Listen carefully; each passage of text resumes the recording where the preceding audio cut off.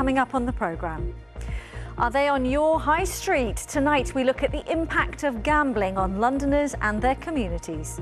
When I first started doing the gambling on the roulette, there used to be £300 spins. You could do one spin, £300. So you're talking about, I take £300 like that. That could have been one spin that I would have done it on. Do you know what I mean? So you can win big, or obviously you can lose big. In a special report, we investigate if licensed high street gambling is going unchecked. Also ahead.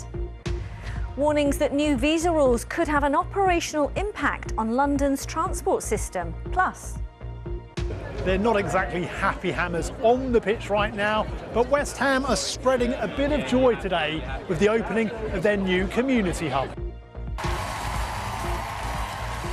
And behind the Strictly Sparkle, we meet the family-run business who bring glitz and glamour to stage and screen. A Muslim women's group said a charity run which excluded females aged over 12 could have been more inclusive. The event on Sunday was organised by the East London Mosque and advertised as inclusive, but was only open to men, boys and girls under 12. The mosque has not directly addressed the issue, but said it had a long-standing commitment to supporting women and girls.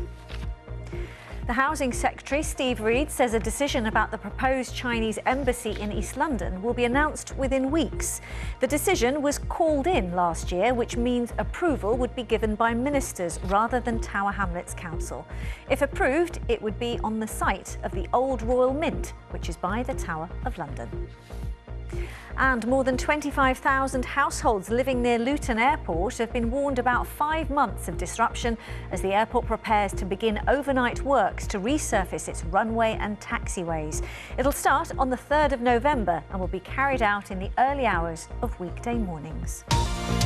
A BBC London investigation has found high street gambling venues are going unchecked, with nearly 1 in 4 London boroughs reporting 0 inspections on their licensed gambling venues in the past year.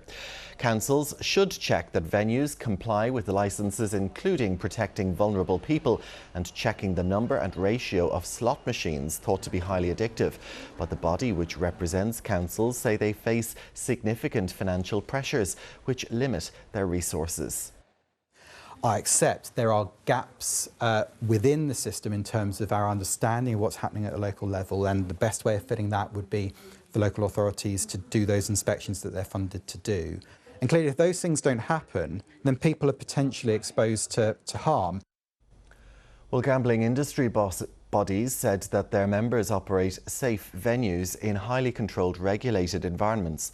The government has announced plans to give councils greater powers to inspect and regulate premises. More than 25,000 households living near Luton Airport have been warned about 5 months of disruption as the airport prepares to begin overnight works to resurface its runway and taxiways. The work starts on the 3rd of November. The improvements will be carried out in the early hours of weekday mornings and are expected to cost around £18 million.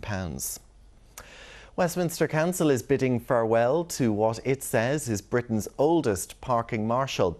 Aged 88, Nazmi Sedrak is hanging up his high-vis, having worked for Westminster for the past 25 years. It's estimated that Nazmi has issued more than 50,000 fines during his time in Westminster. Nazmi was invited for tea with the Lord Mayor of Westminster to mark his retirement.